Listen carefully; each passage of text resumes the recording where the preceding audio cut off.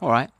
Are governments and large-scale corporations trying to control what we grow in our gardens? Surely not. Sounds too crazy, doesn't it? Whilst talking about this, I thought I would fix the gutters, and I'm also going to take the bathroom out of the bus and make it into a cupboard. The other week we discussed how collecting rainwater had been made illegal. But is this just the beginning? Could this be part of a broader attack on self-reliance?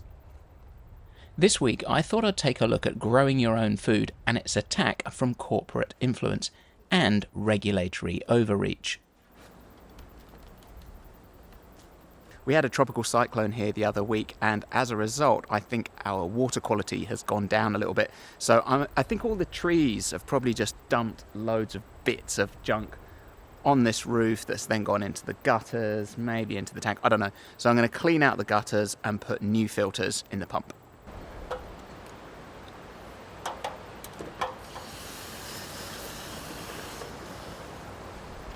The first thing that comes to mind is Monsanto's Terminator seeds that were designed to be sterile, so you'd be forever forced to buy seeds. This sounds like an urban myth, too dystopian to be true, so I thought I'd look into that.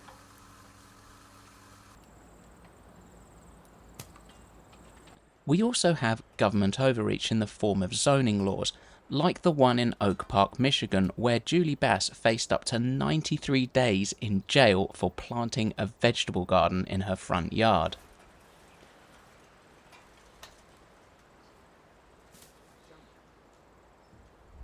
You can correct me if I'm wrong on this, but this is a stupid idea. I mean, I bought it, I thought, oh, that's good, it keeps leaves out of your tank.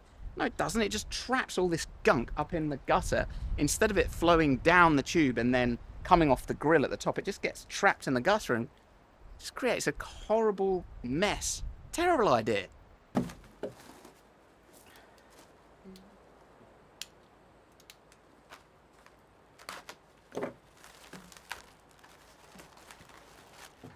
City officials claimed it violated zoning rules requiring suitable plant material.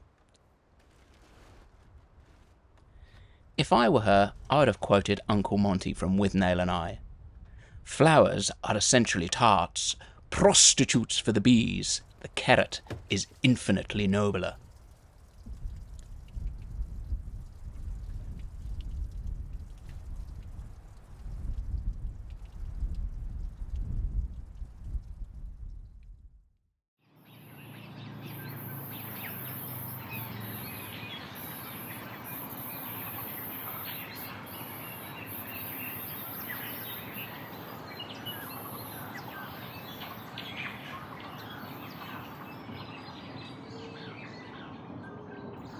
Before we get into this, you could ask, why does any of this matter? The shops are full of food and there are always seeds to buy from the garden centre. This is what seems to happen at the end of every project. I get every single tool I own and I dump it. I've got to tidy this up before I can do anything.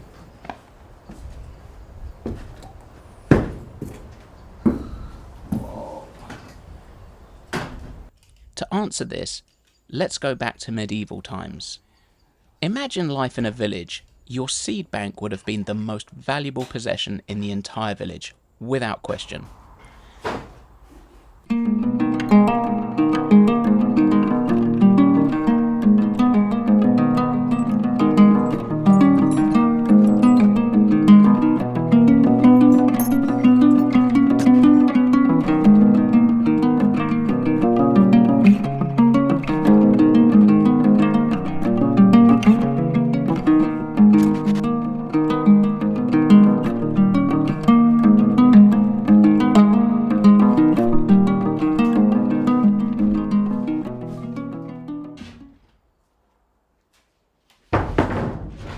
Let's say someone wanted to steal those seeds. Imagine the effect. Without those seeds, next year most of the village would likely die from starvation. The village in evolutionary terms would be thrust back into an earlier age. They would have to become hunter-gatherers.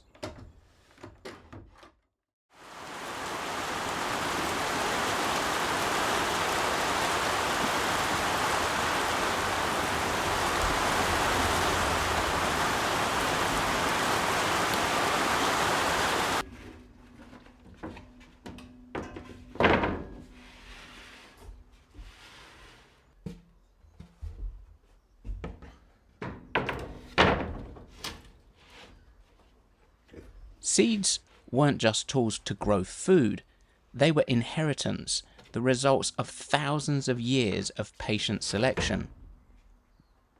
A person might find a berry in the woods. They'd choose the best one and save its seeds and plant it next year. Next year they'd do the same, selecting the best, the biggest, the sweetest, and the most disease-resistant.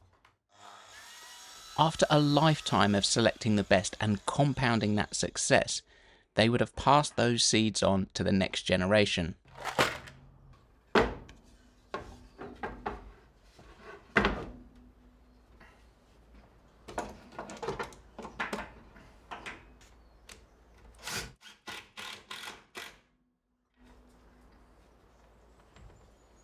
Over time, that berry becomes food, the food becomes a crop.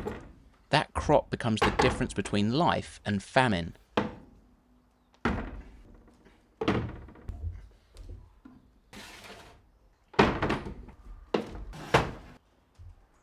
The food that people have selected over hundreds and thousands of years bears only a small relationship to its origin in the wild.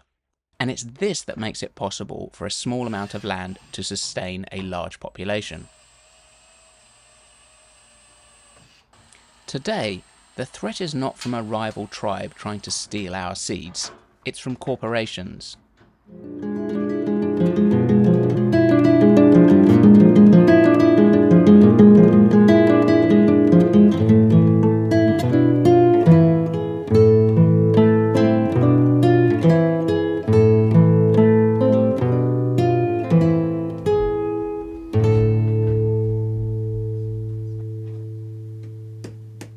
Now that the container is somewhat tidy, I can get on with my next job. This used to be a bathroom, but since I made a bathroom outdoors, we no longer need this. The first task is to patch up all the holes in the floor.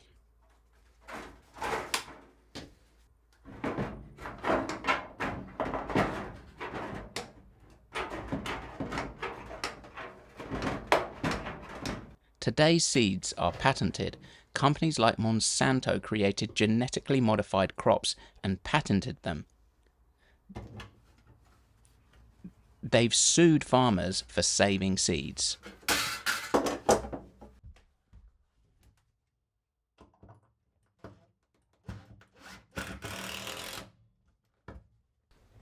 From small-minded local governments ordering people to dig up their front garden vegetable patches, to giant corporations preventing people from using seeds, this all sounds pretty negative.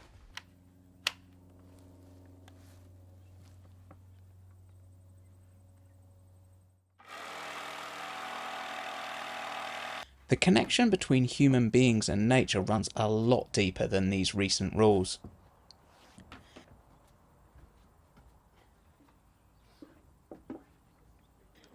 Leo Tolstoy once said, "One of the first conditions of happiness is that the link between man and nature shall not be broken." Whenever I am pottering around in the garden growing food, I always feel a sense of peace and happiness. I started off at the beginning of the video talking about Monsanto's so-called Terminator seeds. So was it an urban myth? Unfortunately, it is true, but there was sufficient public outrage so that the project never went ahead. Where I live, we have seeds and varieties of plants that do particularly well in our climate and are passed between person to person. Some of these varieties have been passed around multiple generations. So overall, I feel the bond between humans and the land is just too strong to be broken.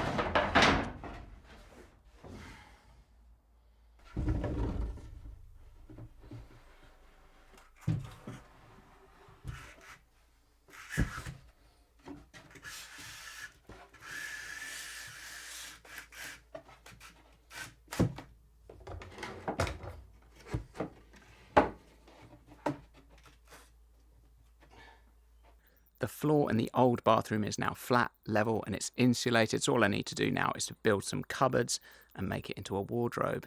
Do you guys have an opinion on this? Let me know in the comments. It'd be good to hear from you. Thank you so much for watching. See ya next week.